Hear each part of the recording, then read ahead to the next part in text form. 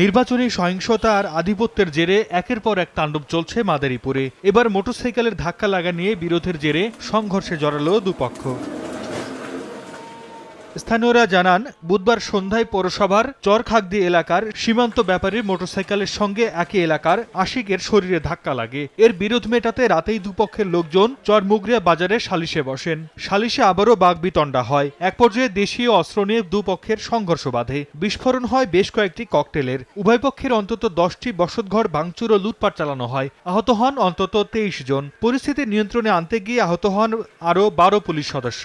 Building এ কোবাইছে, তারপর ঘর কোবাইছে, যা যা আছে মানে কোবাইয়ে লুটতরাজ করে অনেক কিছু লয়ে গেছে। বোমা মারছে, এগুলা কইরাই যে দেখেন আমরা এখন বাড়িতেই থাকতে পারতেছি না। ভয়ভীতি কাজ করে, আমাদের ছেলেপেলে আছে, তারা নিরাপত্তা চায়। ফের অপ্রীতিকর পরিস্থিতি এড়াতে মোতায়েন করা হয়েছে অতিরিক্ত পুলিশ।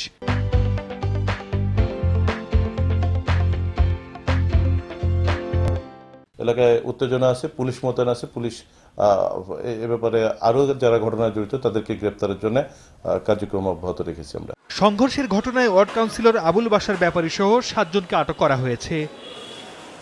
সময় সংবাদ, মাদারীপুর।